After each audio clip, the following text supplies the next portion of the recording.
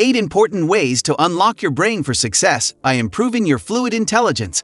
Hello, and welcome to Critical Xzam, the place where future geniuses come to sharpen their life and way of thinking. In this video, I will give you 8 ways to unlock your brain for success by improving your fluid intelligence. To acquire success in life, it takes thinking like a genius. Genius and future genius has the ability to unlock their fluid intelligence. Fluid intelligence is the capacity to think logically and solve problems.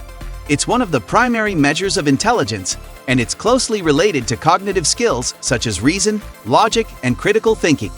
To acquire success in life, it takes thinking like a genius. Genius and future genius has the ability to unlock their fluid intelligence. Fluid intelligence is the capacity to think logically and solve problems.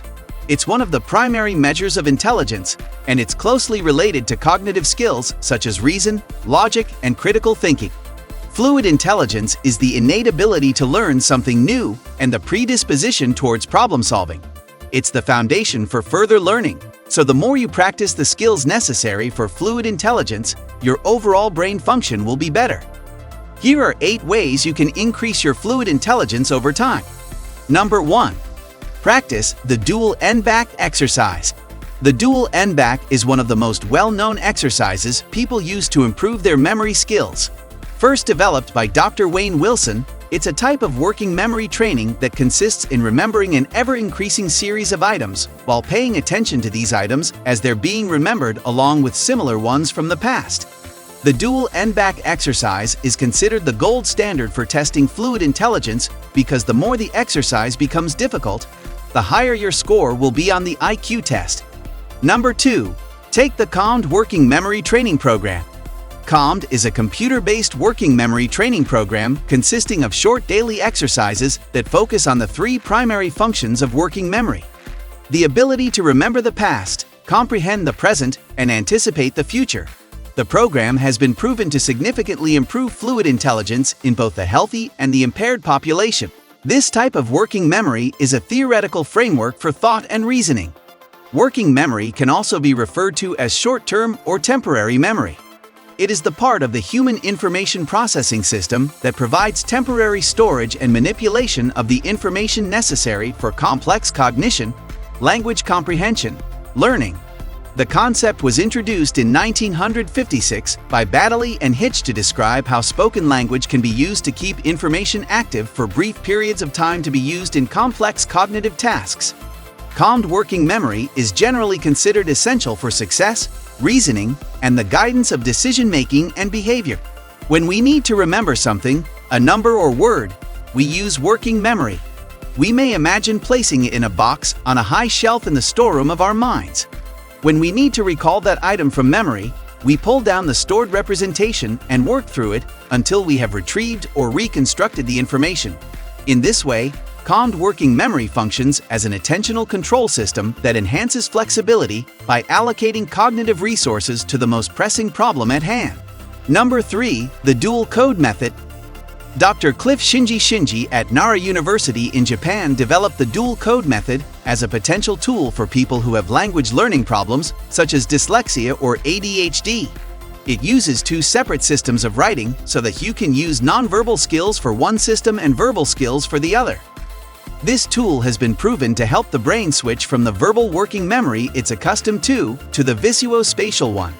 Doing this helps the brain improve the ability to retain new information and then transfer it to long-term memory. Number 4. Practice the mnemonic link method. The mnemonic link is a technique that uses visual associations, imagination, and the process of deduction to link new words with familiar words so you can remember them better.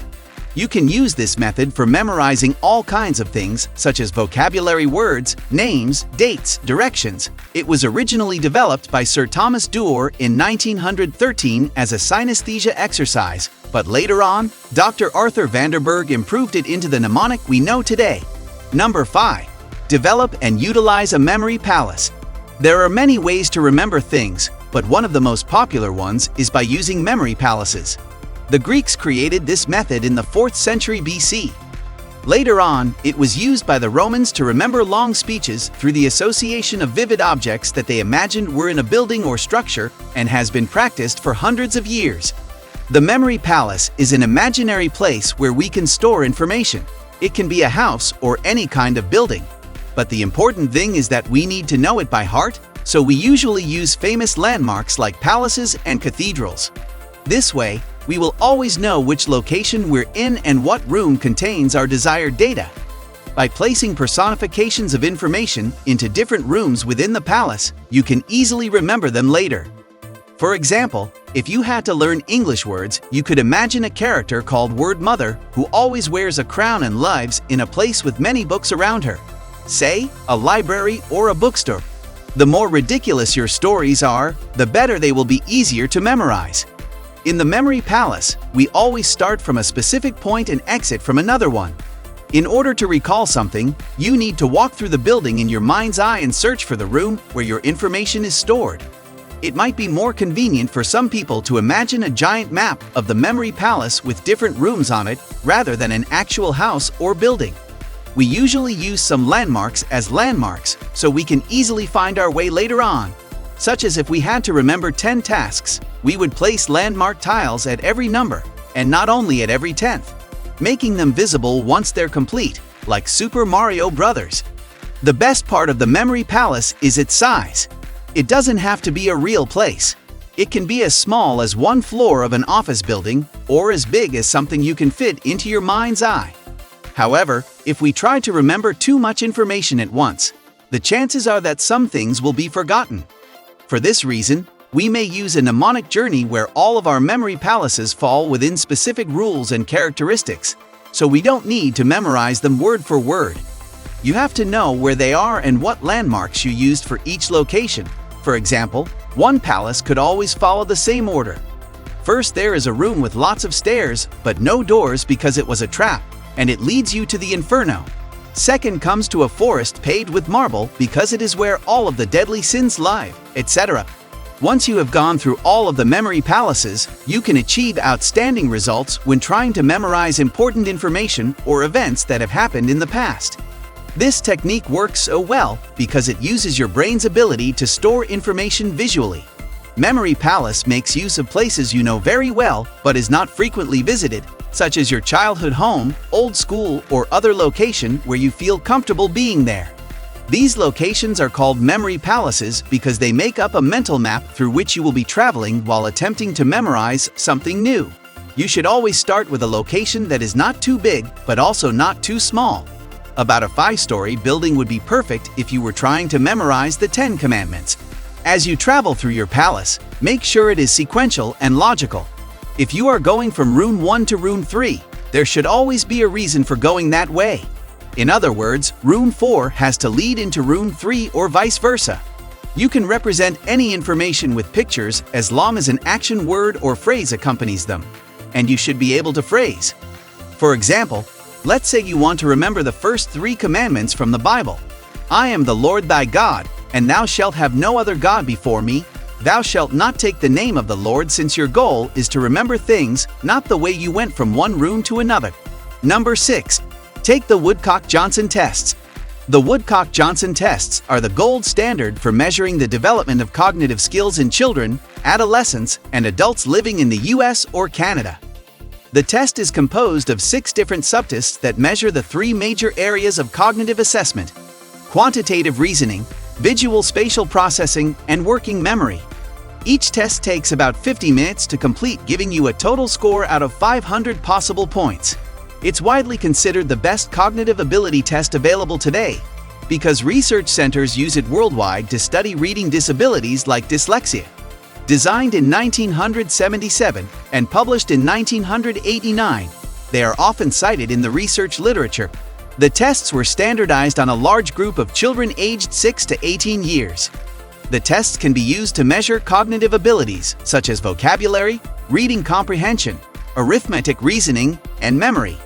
The Woodcock-Johnson tests of cognitive abilities, WJ, provide an individually administered battery of paper and pencil tests that assess the cognitive abilities that contribute broadly to academic performance. The Woodcock-Johnson FUNT tests of cognitive abilities, 4th edition, measures achievement and provides scores for 4 indexes: verbal comprehension ability, analogies, perceptual reasoning ability, pattern completion, and matrix reasoning, fluid reasoning ability, syllogisms and number series, and working memory, short-term memory. Number 7. Practice alternate letter exercises. Some people have trouble remembering the sequence of letters in words, but this exercise can help improve recall skills. The person must look at a word like trimmed and imagine the opposite, mutated. Then, they must say the first letter of the word in their head and think about a word starting with that letter. In this example, they might imagine a purple dog named Dun who is chasing a squirrel named Trim. The first letter of the first word is T, so they should imagine a squirrel named Lut. The first letter of that word is L, so then they must think about someone wearing sandals named Alu. That person could be cooking sauce named Rye. This exercise trains the brain to remember sequences more effectively by associating letters with words. It also may help people memorize numbers or cards in order. Number 8. Take the Weschler Adult Intelligence Scale. The Weschler Adult Intelligence Scale is a general test used as one of the primary methods for diagnosing intellectual disability and determining if someone's IQ changes over time after being subjected to some treatment. The scale has the same 4 indexes the Weschler Children's Intelligence Test used before: verbal comprehension, perceptual reasoning, working memory, and the processing speed index. It's considered a reliable and valid way to measure an individual's cognitive ability. The Verbal Comprehension Index measures your ability to use language knowledge and past experiences to solve problems or interpret ideas and information. The Perceptual Reasoning Index measures how well you understand relationships between objects and the pattern completion ability of the mind, which allows you to solve problems by looking at things from different angles. Working Memory Index. This one determines the amount of new information you can keep in your head for a certain amount of time, such as words or numbers. The Processing Speed Index. The ability to perform the movement of the mind that allows the person to use the information they've stored in their memory. It's the last part of the IQ test, but definitely not the least important.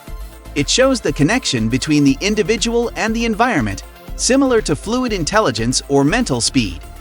So there you have the 8 ways to unlock your brain for success by improving your fluid intelligence. Remember, if the short-term memory is the problem, it can be solved by using the Memory Palace method. If the person has a weak long-term memory, the Woodcock-Johnson tests are the solution. And finally, if it's simply about having slow mental speed, both the Weschler Adult Intelligence Scale and the Processing Speed Index will help out. If you like this video, please hit that subscribe button, share your thoughts, and let me know what you think in the comments section below. Also, please share this video with others who might benefit from watching it. Thank you for taking the time to watch this video, and I'll see you at the next video.